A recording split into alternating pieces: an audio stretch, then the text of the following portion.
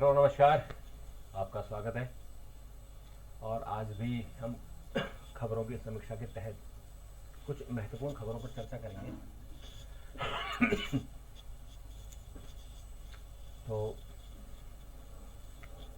हालांकि इस वक्त मैंने अभी समय तय नहीं किया है, एक फिक्स समय कौन सा सही होगा। अगर आप ये मुझे बता बता दें तो मैं उसी समय फिर लाइव करूं। ये लाइव असल में सेशन जो है ये अखबारों के लिए है कि जो लोग अखबार नहीं पढ़ पाते उन लोगों के लिए मैं एक मोटा मोटा एक समीक्षा दे देता हूँ। तो मित्रों शुरू करते हैं। आज लोकसभा में मणिपुर को लेकर कांग्रेस फिर हंगामा करेगी। हालांकि कांग्रेस ने अविश्वास प्रस्ताव पेश किया था जिसे लोकसभा अध्यक्ष ने मंजूर कर दिया। और अब जैसे तारीख तय होती है कि किस दिन होगा, क्योंकि 10 दिन के भीतर उसमें डेट तय करनी होती है कि किस दिन इसमें चर्चा होगी। और चूंकि वो जब एक बार चर्चा शुरू होती है तो फिर जब तक खत्म ना हो जाए, यानी इसमें वोटिंग ना हो जाए, प्रधानमंत्री का उसमें जवाब होगा और फिर उसमें वोटिंग होगी। तो वोटिंग के बाद उसमें फिर प्रस्ताव पास हुआ या गिरा, इस पर सब कुछ तय होता है। और अगर प्रस्ताव विपक्ष का प्रस्ताव जो अविश्वास प्रस्ताव वो पास हो गया तो सरकार को इस्तीफा देना पड़ता है। ये हमारे संविधान में जो आर्टिकल 75(3) है उसमें लिखा हुआ है कि लोकसभा में, यानी चुनी हुई सरकार लोकसभा में अगर वो बहुमत खो देती है तो फिर उसे इस्तीफा देना पड़ेगा। तो कल जो तरुण गोगोई के बेटे हैं गौरव गोगोई, उन्होंने कल एक प्रस्ताव पेश किया और उन्होंने उसमें कहा कि ये सदन मंत्रिपरिषद में अविश्वास पेश करती है, यानी इस सदन का इस मंत्रिमंडल में विश्वास नहीं रहा। तो उस पर वोटिंग हुई। उसमें कुल मिला के मुझे लगता है कि शायद 100 लोग रहे होंगे जो खड़े हुए, और उसमें सोनिया गांधी भी शामिल थी। तो अविश्वास प्रस्ताव पेश हुआ और अब उस पर चर्चा होगी। तो उस चर्चा में तो आपको पता ही है कि इसमें मोदी सरकार को कुछ नहीं बिगड़ने वाला, क्योंकि मोदी सरकार के साथ 330 सांसद है, तो और अपोजिशन के साथ 140 के आसपास सांसद है, तो नहीं करने कुछ भी नहीं होने वाला। लेकिन इसमें एक वीडियो इसमें वायरल हो रहा है और वो वायरल बड़ा इंटरेस्टिंग है कि जिसमें मोदी ने 2019 में जब ये अविश्वास प्रस्ताव कांग्रेस लाई थी तो तब भी उन्होंने प्रधानमंत्री ने एक भविष्यवाणी की थी कि वो कांग्रेस को शुभकामनाएं देती हैं और तैयारी करें और 2023 में फिर अविश्वास प्रस्ताव पेश करें। तो देखिए ठीक 5 साल बाद कांग्रेस ने अविश्वास प्रस्ताव पेश कर दिया। और जैसे उन्होंने कहा था कि पूरी तैयारी करी, तो पूरी तैयारी मतलब विपक्ष में आने की तैयारी कीजिए। तो देखिए 2014 में कांग्रेस के 44 सांसद जीते थे और 2019 में कांग्रेस के 49 जीते थे। और देखिए कि मतलब कांग्रेस इतनी भी मेहनत नहीं कर पाई कि अपने आंकड़े को 100 तक लेके जा सके। तो ये जो उनका एक वायरल वीडियो घूम रहा है जो उन्होंने संसद में कहा था और कांग्रेस को शुभकामनाएं दी थी कि आप 2005 का जो आपका 2000 यानी 5 साल बाद 2023 में आप दोबारा से अपना इसमें वो करें। तो मित्रों ये तो हो गई संसद की बात। बाकी संसद में जो रोज चीज़ें होंगी मित्रों, हमारा जो कल प्रधानमंत्री ने भारत मंडपम जो प्रगति मैदान है उसका नया कन्वेंशन सेंटर, देश का सबसे बड़ा बल्कि दुनिया का सबसे बड़ा कन्वेंशन सेंटर ये हो गया है। और इसमें जो है करीबन 5 लाख स्क्वायर मीटर में ये बना हुआ है। इसमें भव्य हॉल है जिसमें लगभग 2000 से ज़्यादा लोग बैठ सकते हैं। इसमें कॉन्फ्रेंस हो सकती है, सेमिनार हो सकते हैं, पॉलिटिकल पार्टियों की मीटिंगें हो सकती हैं, सरकारी मीटिंगें हो सकती हैं और एग्जीबिशन होंगे। एग्जीबिशन के साथ साथ जो साइड मीटिंगें होती हैं वो हो सकता है, क्योंकि अभी तक दिल्ली में केवल विज्ञान भवन था। तो विज्ञान भवन में चूँकि विज्ञान भवन बहुत अच्छा है, उसमें 1200-1300 की कैपेसिटी है और उसके छोटे हॉल हैं, 2-3 छोटे हॉल भी हैं, साइड रूम भी हैं जिनमें साइड मीटिंग होती हैं। तो चूँकि वो आउटडेटेड हो गया क्योंकि पुराना बना हुआ है, तो ये नए सिस्टम से, नई पद्धति से, एक नए टेक्नोलॉजी के हिसाब से नया बना है। तो ये बड़ा अच्छा वो रहा। और दूसरा मित्रों एक प्रधानमंत्री ने एक बात कही और इतनी कॉन्फिडेंटली कही कि हम 2024 में वापस आ रहे हैं और जब थर्ड टर्म आप हमें देंगे तो देश की इकोनॉमी को हम तीसरे नंबर पर ले जाएंगे। जब हम आए थे तभी 10वें नंबर पर इकोनॉमी थी और जब अब हम हमारा 2 साल पूरे हो रहे, 2 टर्म पूरे हो रहे, तो हम इसको 5वें नंबर पर ले आए और थर्ड टर्म में हम इसको तीसरे नंबर पर ले आएंगे। तो ये प्रधानमंत्री का जो आत्मविश्वास है वो कांग्रेस को परेशान करने वाला है, क्योंकि कांग्रेस के साथ ही सारी प्रॉब्लम हो रही है कि वो अपनी तैयारी नहीं कर पा रहे। हालांकि उन्होंने एक गठबंधन बना तो दिया है, लेकिन उस गठबंधन में आपस में उसके मतभेद हैं। और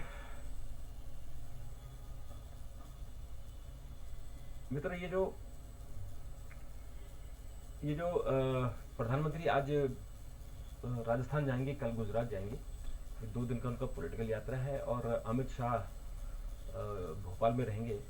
तो असल में राजस्थान में और मध्य प्रदेश में विधानसभा चुनाव होने दिसंबर में, उसकी तैयारियां चल रही हैं।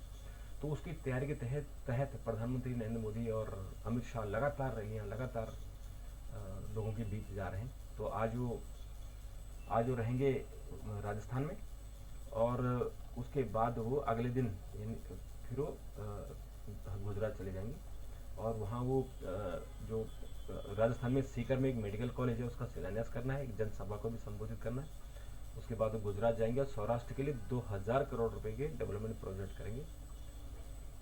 और भारत और वेस्ट इंडीज के बीच वनडे सीरीज का पहला मैच ये आज ही होगा। और ज्ञानवापी में जो सर्वे होना है उस पर भी आज फैसला होगा। आज इलाहाबाद हाईकोर्ट उस पर सुनवाई करेगा कि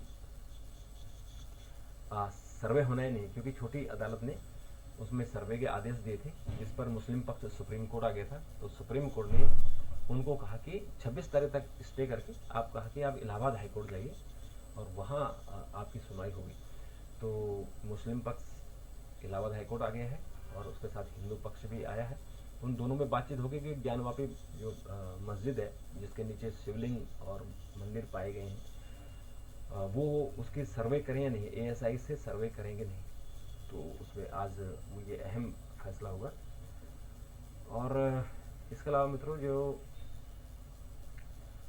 देश में रूस जैसा मिसाइल जो डिफेंस सिस्टम है वो बनाने की तैयारी है। 400 किलोमीटर दूर दुश्मन की एयरक्राफ्ट को तबाह कर देगा। अभी तक हम जो एयर डिफेंस सिस्टम खरीद रहे हैं वो रूस का ही खरीद रहे हैं और उसके लिए भारत और रूस के बीच में एक एग्रीमेंट हुआ है करोड़ों रुपए का। और उसमें जो अब स्वदेशी बनेगा तो ये डिफेंस सिस्टम में 400 किलोमीटर तक दुश्मन का एयरक्राफ्ट को मार गिराने में सक्षम होगा। और ये LRSAM यानी long range surface to air missile system होगा। करीब 20,000 करोड़ रुपए इस पर खर्च होंगे। और ये अहम क्यों है? डिफेंस मिनिस्ट्री ने मिसाइल सिस्टम के प्रस्ताव को जल्द मंजूर दे सकती है। ये तकनीक चुनिंदा देशों के पास है, इसमें जमीन से हवा में मार करने के लिए। और आपको इस बात का एहसास होगा कि जो एयर डिफेंस सिस्टम है वो रूस का या अमेरिका का बहुत मजबूत है। यानी ऊपर से अगर कोई आसमान से अपने लड़ाकू विमानों से अगर कोई मिसाइल गिराता है या बम गिराता है तो ये उसको आसमान में ही ध्वस्त करने की क्षमता रखते हैं। यानी उनका जो हमारा जो एयर स्पेस है वो सुरक्षित हो जाता है। सलमान खान को धमकाने वाला गैंगस्टर UAE में अरेस्ट हो गया। सिद्धू मूसेवाला की भी हत्या में शामिल था और ये इसको बोलते हैं विक्रम बराड़। तो विक्रम बराड़ को UAE में अरेस्ट किया गया और ये लगातार सलमान खान को धमकियां दे रहा था मारने की, एक्सटॉर्शन की। तो सलमान खान जैसे जो प्रसिद्ध और इतनी बड़ी पर्सनैलिटी है उसको आप धमकी दोगे तो यही हाल होगा। और भारत पाक वर्ल्ड का मैच एक दिन पहले हो सकता है। अहमदाबाद में 15 अक्टूबर को है मुकाबला। तो 15 अक्टूबर की जगह ये, क्योंकि वहाँ नवरात्रि है तो इंटेलिजेंस एजेंसियों ने मैच देखने और वेन्यू बदलने का सुझाव दिया है, क्योंकि गुजरात का जो नवरात्रि है वो बहुत बड़े पैमाने पर होती है, बहुत ही शिद्दत से, बहुत ही श्रद्धा के साथ होती है। तो नासा में बिजली गुल इंटरनेशनल स्पेस स्टेशन से संपर्क टूटा। रूसी कम्युनिकेशन चैनल ने की मदद। अमेरिका स्पेस एजेंसी नासा के ह्यूस्टन स्थित कंट्रोल रूम में बिजली गुल होने के कारण इसका इंटरनेशनल स्पेस स्टेशन से संपर्क टूट गया। इसकी वजह से मिशन कंट्रोल स्टेशन पर कमांड नहीं भेज पा रहा था और ऑर्बिट में मौजूद 7 अंतरिक्ष यात्रियों से बात नहीं हो पा रही।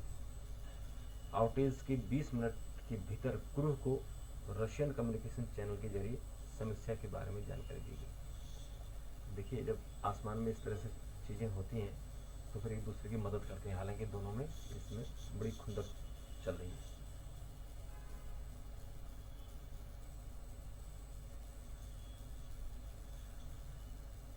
और मित्रों, इसके अलावा जो कुछ और महत्वपूर्ण खबरें हैं उस पर भी हम लोग चर्चा करेंगे। हालांकि उस पर जो मोटे तौर पर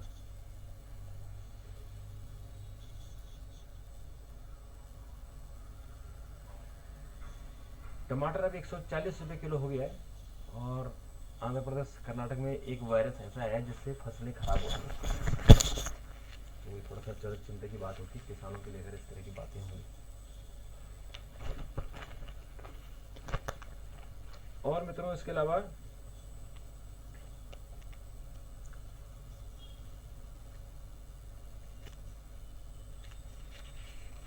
जो मोदी का आत्मविश्वास को लेकर बहुत सारी खबरें हैं, क्योंकि कल जो उन्होंने कहा कि हम थर्ड टर्म में थर्ड इकोनॉमी बनाएंगे, तो ये बड़ा अच्छा रहा। डीपी यादव हत्या के प्रयास के मामले में बरी हो गया है। गाजियाबाद में जो अजय कटारा द्वारा गाजियाबाद थाने में दर्ज कराए गए हत्या के प्रयास के मामले में अदालत ने 16 साल बाद डीपी यादव समेत 3 लोगों को बरी कर दिया है। और डीपी यादव 2007 साहिबाबाद थाने में कविनगर निवासी डीपी यादव के खिलाफ केस दर्ज कराया था।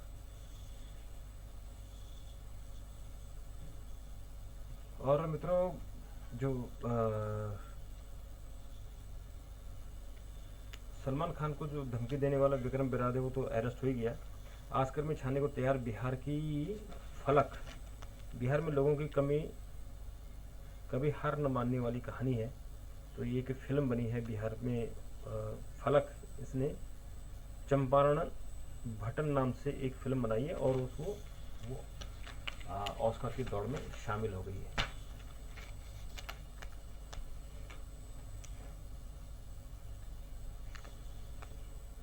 और इसके अलावा मित्रों, कुछ और जो महत्वपूर्ण खबरें तो आज सब जगह सारे अखबारों में पॉलिटिकल ही भरा पड़ा हुआ है। और मणिपुर को लेकर जो विवाद चल रहा है उसको लेकर भी सदन में भी, सदन के बाहर भी हंगामा चल ही रहा है। और एक आज इंटरेस्टिंग किस्सा है कि कौवे को लेकर भाजपा और आम पार्टी में नोकझोंक हो गई है। कल राघव चड्ढा के सिर पर कौवे ने चोंच मारी तो लोगों ने तरह तरह के बयान देने शुरू कर दिए और कहा कि झूठ बोले कौवा काटे। और फिर राघव चड्ढा ने भी कहा कि झूठ बोले, वो उन्होंने बीजेपी पर कटाक्ष किया। अब इसके अलग अलग लोग अर्थ निकालते हैं कि जब कोई कौवा चोंच मारता है तो कहते हैं कि वो एक अपशगुन होता है। कुछ लोग कहते हैं कि बला टल गई है। तो अपशगुन अगर होगा तो आप ये कहिए कि ऐसा कहते हैं कि उस आदमी के बारे में फिर एक टोटके अपनाने पड़ते हैं कि जगह जगह चिट्ठियाँ लिखनी पड़ती हैं कि भाई इस आदमी की मौत हो गई है और उस चिट्ठी के एक टुकड़ा काट दिया जाता है ताकि लोग समझ जाएं कि कौवे ने चोंच मारी है, ये आदमी मर गया। मतलब लोग समझ जाते हैं कि मरा वरा नहीं, एक टोटका है, इसको करना होता है। तो देखते हैं कि जो राघव चड्ढा है वो क्या टोटके करते हैं। पर इसमें हालांकि ये सब टोटके हैं कि कोई ऐसी बात नहीं। कौवा आया, उसको लगा उस चोंच मारना है, अटैक करना है, उसे अटैक किया, ऐसा होता है, नॉर्मल बात है। ऐसी बड़ी बात उसमें टोटके या उसमें नहीं रहना चाहिए।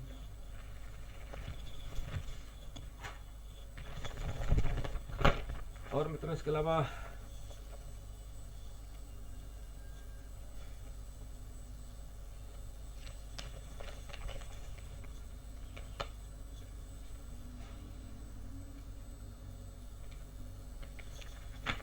इसमें जो कुछ और खबरें हैं, जैसे कि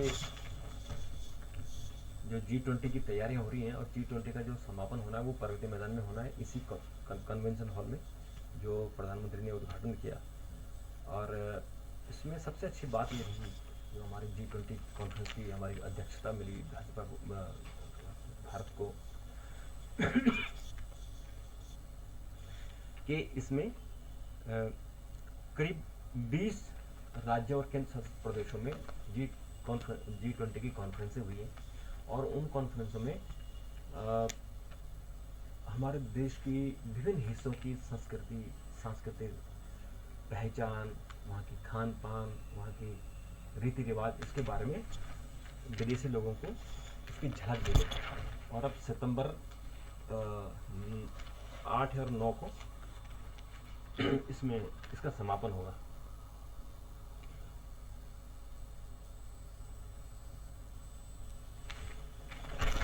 तो मित्रों आज की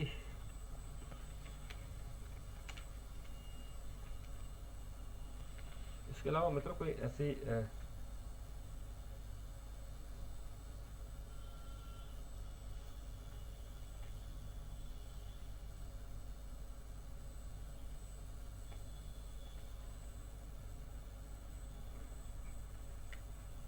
तो मित्रों आज इतनी ही खबरें, आज ज़्यादा नहीं है, बस आज आप अगर क्रिकेट के शौकीन हैं तो आज से भारत और वेस्ट इंडीज़ की बीच में वनडे सीरीज शुरू हो जाएगी, तो आप इंजॉय कीजिए और उसमें मैच का आनंद लीजिए। तो आज के लिए इतना ही, कल फिर मुलाकात करेंगे, तब तक के लिए नमस्कार, थैंक यू, धन्यवाद।